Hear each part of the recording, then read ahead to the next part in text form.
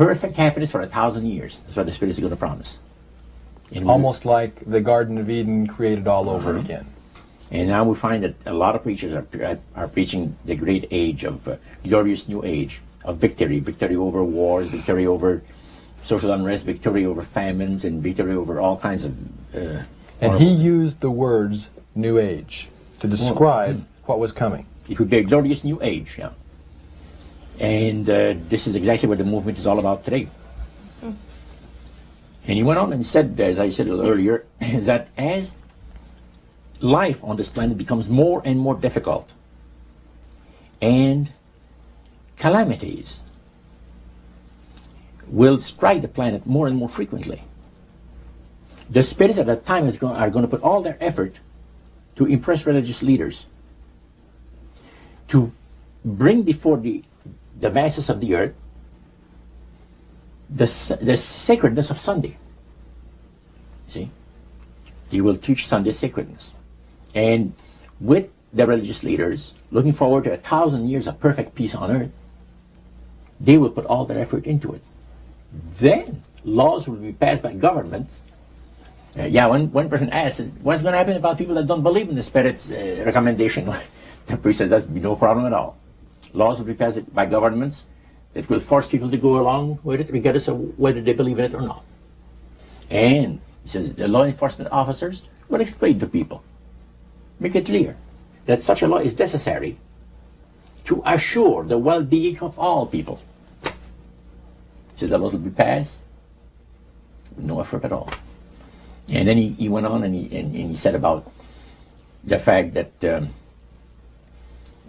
venerability of the sun, which in ages past was such an irritant to the Creator. All these great nations and other nations, the smaller ones, were all involved in sun worship. And in those centuries, the Creator found that teaching of worship of the sun to be a terrible irritant. And he said, it is going again to take place, but not in worshiping the sun, in remembering Sunday to keep it holy. He made a statement I would never forget. He says, by the observance of the day upon which the master, Satan, has placed the unction of his authority and power, he receives homage, regardless of whom people claim to worship. Isn't that something? So, can you understand now why I had 28 Bible studies in 1 week and started to go to church on Sabbath? And I never missed since until I became sick. So. The issue of a day of worship came up in that meeting. Was Sunday the only day mentioned? Well, you see, the priest mentioned, yes, about the fact Satan has chosen Sunday as his day. The Creator has chosen the 7th day of the week. Lucifer has chosen to call his day the first day of the week, Sunday. See? And regardless of what people claim to worship, worshiping God, the Creator, by observing that day, that particular day, they are bringing homage and respect.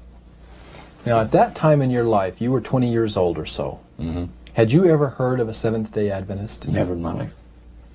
In that meeting, he didn't talk about Seventh-day Adventist. He talked strictly about Adventist. Well, they just talked, but they did. The word Adventist was mentioned.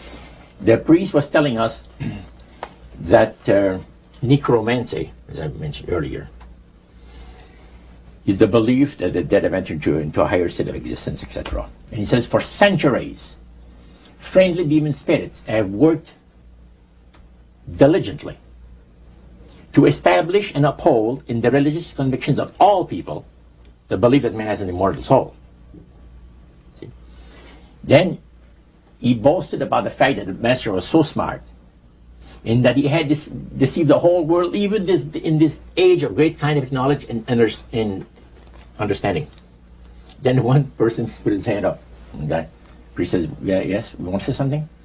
He says, what about the Adventists? You can't count them deceived regarding the state of the dead. And I got a question. What about, how come that they can't be brought under the great deception? The priest said, you're right. I apologize, says here, I made a mistake. When I said that all the millions of people living on the face of this planet, everybody, was honoring the great master. I forgot the Adventists. There's so few in number when you figure the billions of people, I didn't even think of mentioning them. So I'm sorry. Then he says, secondly, the reason why they can't be brought under the great deception, let me explain about it. Now he said, my next statement is going to upset some of you. But what I'm telling you is the honest truth. It is factual. It's reality. The fact that the Adventists observe the biblical Sabbath of creation and reverence the Creator on that day, it makes it impossible for the spirits to deceive them.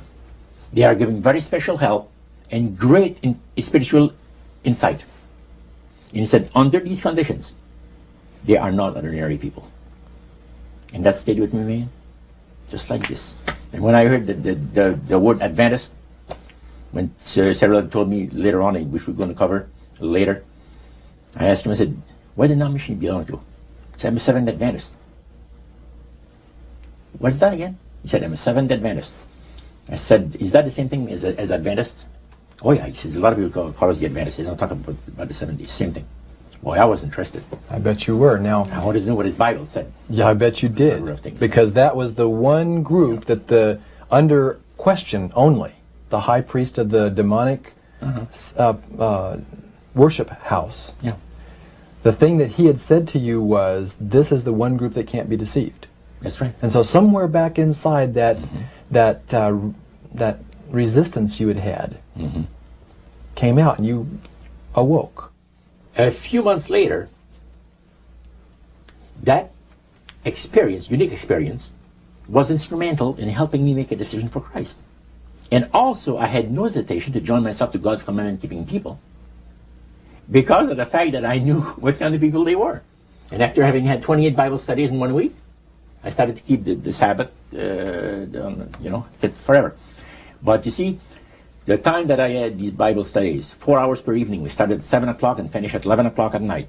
We had this Bible study similar to what you showed me the other day, that you have in your pocket. The Bible studies were about an hour. There were questions, and then you looked at the verses that they gave you in the Bible, and you had your answer. It was so fantastic. And the Spirit of God was really ministering to me the graces of redemption. Every moment of all those Bible studies was precious. Precious, precious, precious. Roger, at that time, your major language was French. You did not speak English, and all of this happened in the French language in Montreal. How long after you became a Seventh-day Adventist, or after you learned of Seventh-day Adventists, did you read the book Great Controversy by Ellen White? Well, I joined the church. I first had a Bible studies in October of 46. In April of 47, I was baptized into the church. In September of that year, Hilda and I got married. And the French church in Montreal gave us, as a wedding gift, the Conflict of the Ages series.